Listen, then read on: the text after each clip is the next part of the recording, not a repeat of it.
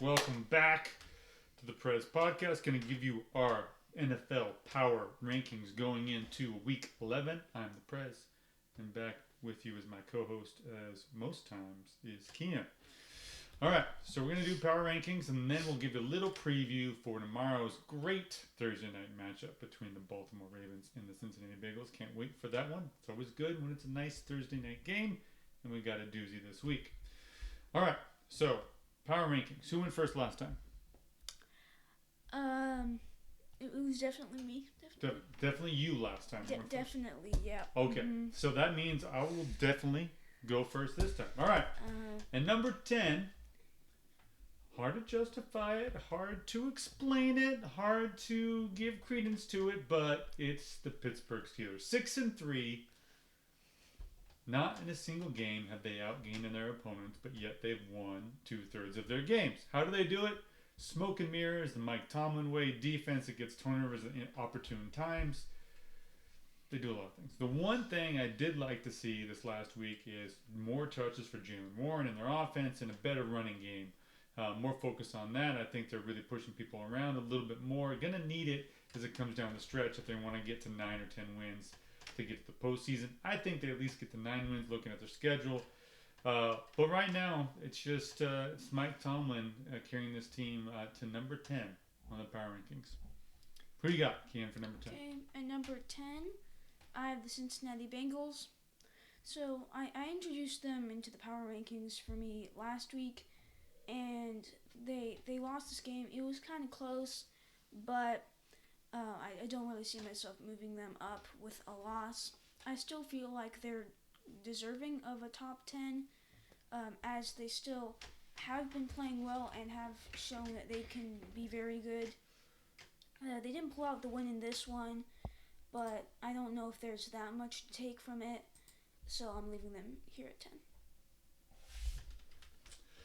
Alrighty. My number 9 is the Jacksonville Jaguars. You know, honestly, I could have thrown them even farther down. To get blown out like that at home after a bye week, don't get me wrong, I know they're playing a very good San Francisco team that got a bunch of their players back and also coming off a bye. And Shanahan, when he can game plan for a whole 2 weeks, is tough to deal with. But that's not why I'm really upset for the Jaguars. You lose this game, that's okay. It's understandable. It's a tough opponent. It happens. It's the NFL. But you looked disheveled. You looked unorganized. You looked very poor in a lot of aspects of this game. It wasn't close. It looked like two teams that not have the same record but have vastly different records. And if we're going to take the Jaguars seriously, they do have some decent wins this year and decent performances. This is not the kind of game that you can show up. So there's a lot of growth that needs to happen for Doug Peterson's team. A lot of growth that needs to happen for Trevor Lawrence. So that's why I dropped them a lot. And they're at number 9 for me. At 9, I also have the Jacksonville Jaguars. Yeah, makes sense. They got blown out by San Francisco, who hasn't been looking that great in the past few weeks, but they have been great.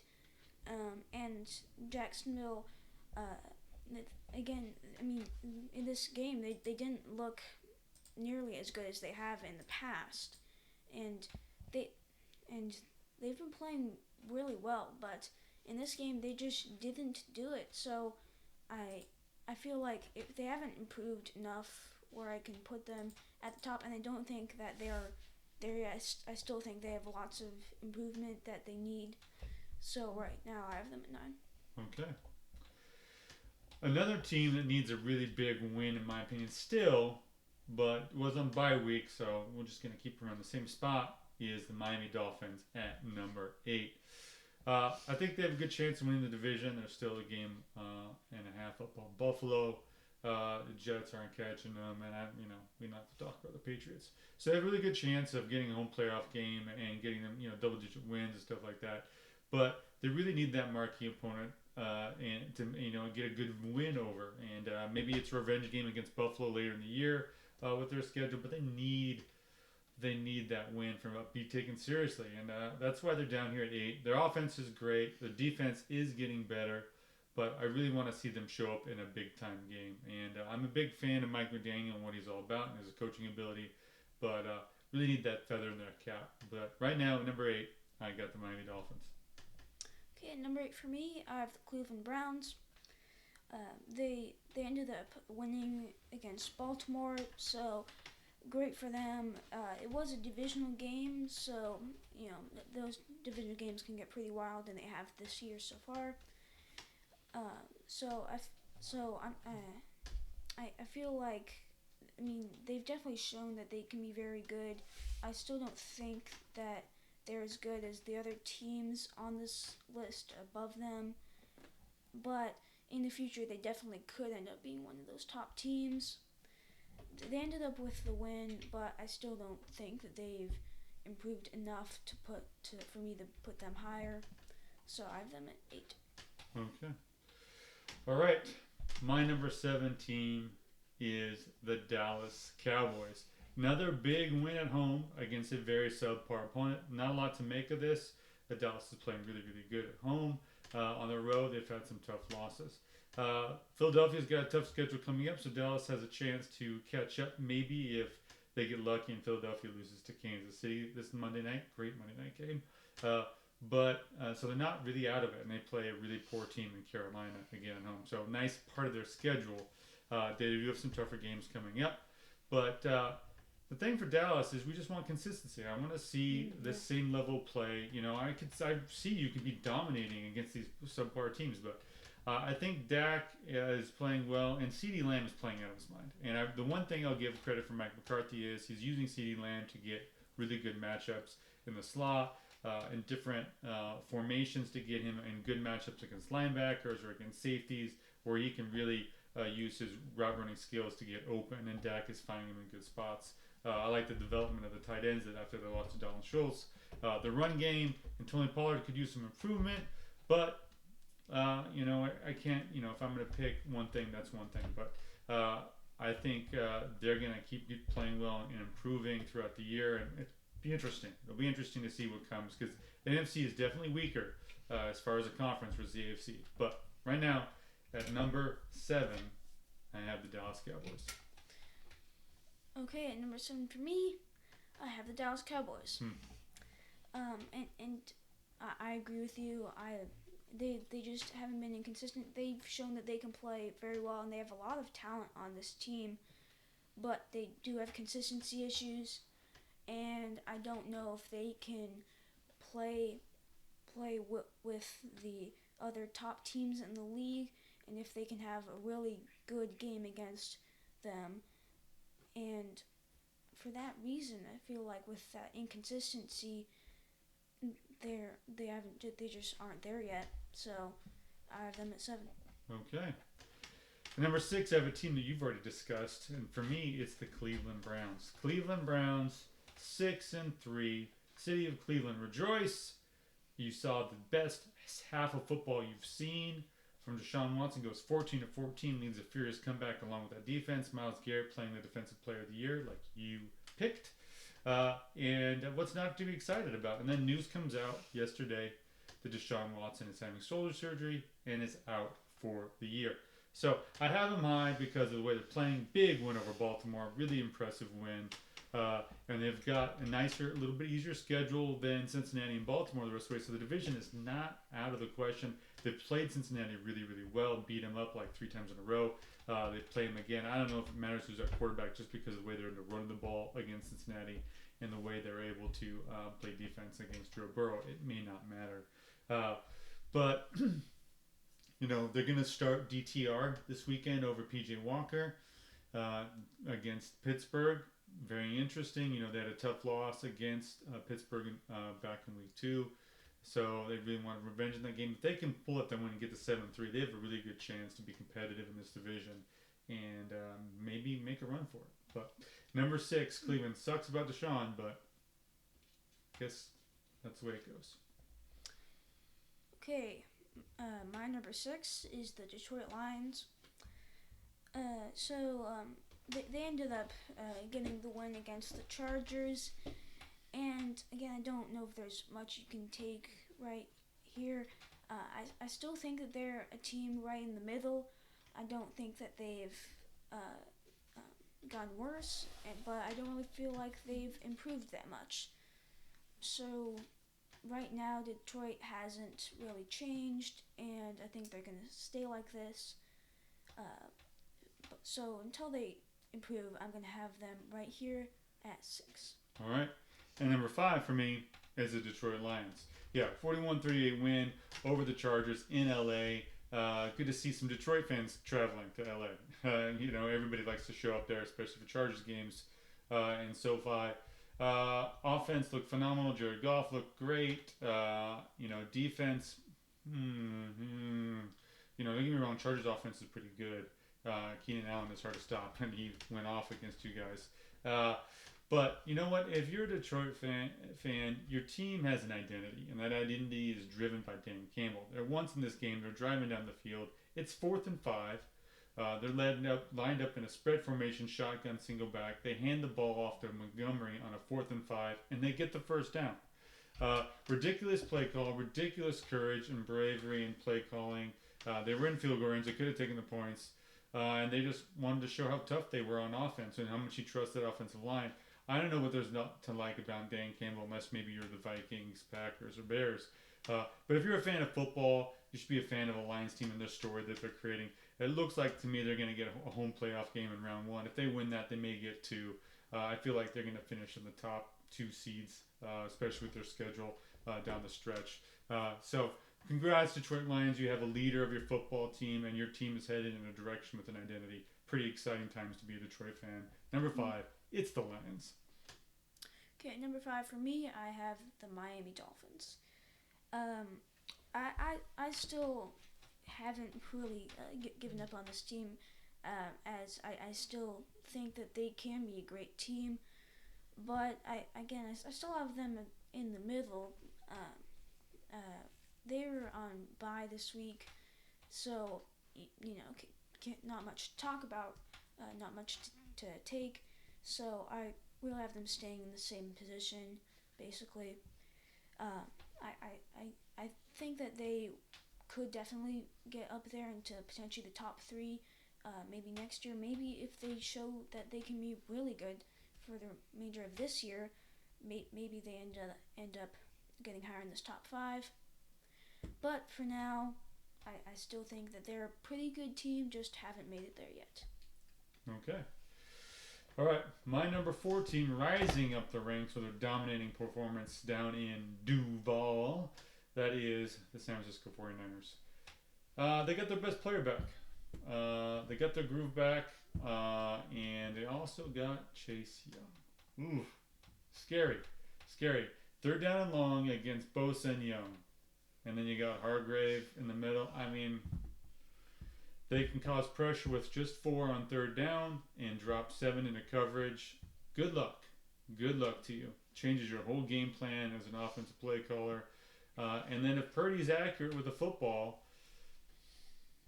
what Purdy are you going to get? He's had them rough games that we're on that 3-game losing streak. But if he's quick in his timing and Shanahan's dialing up ways to beat him, they're just a really tough team to beat. I still think they have a really good chance to get to the Super Bowl and win it. But right now with their record and those losses, which kind of happened last year a little bit before Purdy started playing and they went on that run in the second half, I think they're about to make another run. And they're going to, go really, really strong into the playoffs. This may be San Francisco's year. I think that the playoffs for the NFC are a little lighter. I'm not getting ahead of myself. It's way down the road. But if they stay healthy and have a good shot in the playoffs to get to the Super Bowl, I really like their chances. But right now, chances are probably going to move up a bunch. But right now, at number 4, I have San Francisco. Okay. And number 4 for me, I have the San Francisco 49ers. So I've this team just moving up just a little bit because they did get a really big win against Jacksonville, and they did play way better. And they had a bad stretch, but I think they are getting back into the swing of things, and they are going to be playing like the San Francisco 49ers that we knew. And that is a very good football team, and I think they could potentially get back to being one of those top 3 teams maybe. But for now, until we see them have another performance like this, I have them at 4. Okay. All right, my number 3 team falling down from the 1 spot is the Baltimore Ravens, losing to Cleveland at home by 2. Tough matchup. And I think Baltimore is. I thought they were going to run away with the game. Kyle Hamilton makes a play, intercept, pick six on the first play, and then Keith Mitchell makes an amazing run on their first offensive possession, and it's all of a sudden 14-0. But the Browns fought, played defense, got some turnovers, and that's my one concern for the Ravens. I like Lamar Jackson. I think he's playing well this year, but if you look at their losses, lost to Pittsburgh by a touchdown, and don't get me wrong, his receivers dropped the ball a lot in that game. But some reason in key moments and key times and key possessions, he does tend to turn the ball over a little bit. And that's something he really needs to work on. He's got to trust his defenses is really good. You don't have to force the ball in there. I know you want to be aggressive, but you got to be smart with protecting the football. There's been a lot of turnovers this year, a lot of teams, but in big games, you want to see that. And I think Baltimore has a chance to be really, really good at the end of the year. I have a chance to make a run of the playoffs, even though Lamar's only won one playoff game as a starter, which is crazy to say. He's been in the league for a while, but doesn't have a great playoff record. But I really think they have a great roster and a chance to make a run, but I really want to see him cut down on those turnovers in key moments of the game. But number 3, it's the Ravens. Okay, number 3. It's the Ravens. Is our rankings going to be the same going forward? It could be. We didn't plan this. No, it's not planned. We don't look at each other's rankings. We don't look at each other's rankings. But I have a feeling the last two may be the same as well. We'll see. The Ravens, I don't have them at 1 or 2 because they did lose to the Cleveland Browns. It was a close game, and they did get a lead, but the Browns did end up getting a comeback and winning the game. I feel like they've still been playing really well, so I still think they're definitely a top 3 team, and I think that they will continue to play like a top 3 team. I don't think you should worry much if you're a Ravens fan after this loss. It's just a divisional game that was close, and you ended up not pulling out the win. So at 3, the Ravens remain. Okay. Number 2 for me, it's the number 1 seed in the AFC. It's the Chiefs. Saw that facial reaction. Are we going to have the same rankings for 2? Will we see? Anyways, Chiefs. What facial? What are we talking about? We'll see. So, this game on Monday night, big fun game, Super Bowl rematch, great Monday night game, super excited. Chiefs coming off a bye, Eagles coming off a bye, gonna be great. I don't have much to say for the Chiefs. I think their defense has improved over last year, and their offense has come down a little bit. I think it's an aspect no one's talking about, and if you look, and I brought it up before, look at the way Sam Howell is playing for the Redskins in Washington. Commanders, thank you. The Commanders in Washington. He's playing really, really well. He actually leads the league in passing yards, which is something Patrick Mahomes usually does. He usually leads the league in passing yards. But now it's Sam Howell. And Sam Howell is his first full year as a starter. And what's the difference? It's not that he's got these crazy new weapons. His offensive line is actually worse. He's been sacked more than any quarterback in the year this year. The difference is Eric Bieniemy. And Eric Bieniemy is not in KC anymore. And I've really seen a fall off in the offense production from Kansas City. People want to blame the receivers. They didn't have any receivers last year. Tyreek Hill was gone. Who are they missing? The difference between it is the OC. Matt Nagy's the OC, and there's a difference in the creativity. There's a difference in being able to scheme guys open. Eric Bieniemy has done that really, really well with using his weapons in Washington, and he's no longer in KC. That's the major factor to me. They need to figure it out. I think if it comes to, I think they're going to win a lot of games. I think they're going to be 1 or 2 seed, but playoff time could be a factor. Or they just need to get back to running the football and rely on the defense. Either way, they got to figure it out offensively. But they do still have the best coach and head coach and best quarterback in the league, so that's why they're number 2. Okay, at number 2, I have a team that was on bye. Big shocker to the Kansas City Chiefs. Yes, I knew it. So they're on bye, so I don't have them moving. They're still, of course, definitely a top 3 team in the league. And they've been really good. I still don't feel like they've been at number 1 because, as you're talking about, their offensive production hasn't been enough. And yeah, I feel like people do point to their receivers often and how it's gotten worse, but you could say it's even better this year with Rashee Rice, the rookie who has been playing really good. I think will be a good player for them in the future. And they haven't lost that much on the offense except for Eric Bieniemy, and they just haven't been playing as good as they have last year. So the Chiefs, they're at 2. It's very close between them and the number 1 team. But I mean, I don't know what to say. Chiefs, they're at 2. All right, that means big surprise for number 1. Not really best record in the NFL. Similar to last year, it's the Philadelphia Eagles. I talked about my concern with Kansas City, even though they have a great defense and stuff like that. Philadelphia's issue is not offensively for me; it's their pass defense. I worry about their pass defense. And they got Kevin Byard, and now they've had him practicing for a couple of weeks, so they could actually introduce him. He'll be probably starting this week for the Eagles after the trade from Tennessee. So hopefully that'll help. But really, maybe this is another coordinator being gone. Jonathan Gannon is in Arizona. They're starting a new defensive coordinator. There's a fall off there. And I really, everyone wants to talk about how well Jalen Carter is, but guess what? Less sacks. You know what? They've given up these passing yards. Hassan Reddick's not having an amazing year. They lost Javon Hargrave, but they have Jordan Davis and Jalen Carter and Fletcher Cox and Brandon Graham and all these defensive players, but they're not getting a lot of sacks. They're not causing a lot of turnovers. They're giving up yardage. I know you have the best record in the league, but Eagles, if there's one thing you need to fix, it is your defense. You're giving up more points than you were last year. That game against Dallas was close because you couldn't stop them from throwing the ball a lot. I mean, you've got some sacks at key moments, but I want to see them improve their defense down the stretch. Their defense has to find their groove again. They have decent corners. I think it's more of a schematic thing than a personnel thing. You have players all over the field. So really, to me, that comes down to your DC. Jalen Hurts, I feel like he's hurt. Hopefully this extra week of rest. I don't know if it's ribs or shoulder or hip or something like that. Not moving quite like he can. Still amazing throw of the football. Getting to A.J. Brown, who is the MVP for them this year.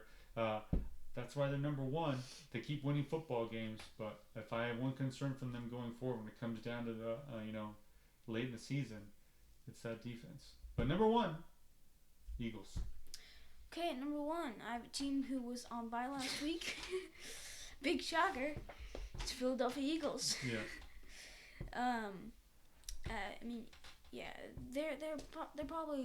They're one of the most talented teams in the league, and I don't know if another team can take that. Their offense just has, A.J. Brown's been playing great, and they've just overall their offense has been really good, and their defense has a lot of talent, but they haven't been showing as much as we would expect from them, and that pass defense is the main part of that.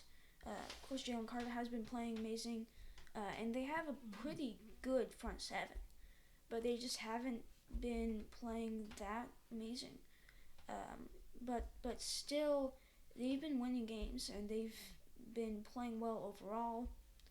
And right now, I feel like they're the most consistent team, and they're the best team.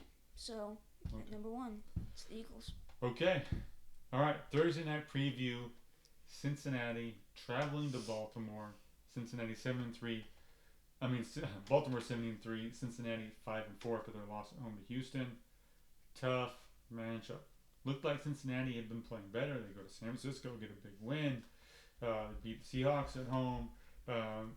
It just looked like they were making a push to be a better team. And then Houston, which is a great story, comes to town. Joe Burrow throws, pick, and T. Higgins is hurt, and the defense can't stop C.J. Stroud, which, by the way, only the Carolina Panthers can stop C.J. Stroud. It's an interesting thing. I talked about Baltimore and how I want them to, but the key for me is Cincinnati. If they fall to 5-5, it's going to be a tough road. They have a lot of tough games coming up. Their schedule is rough, but if they win this game, they go to 6-4. Only a game back of Baltimore, and who knows what can happen. So really, really big game for Cincinnati.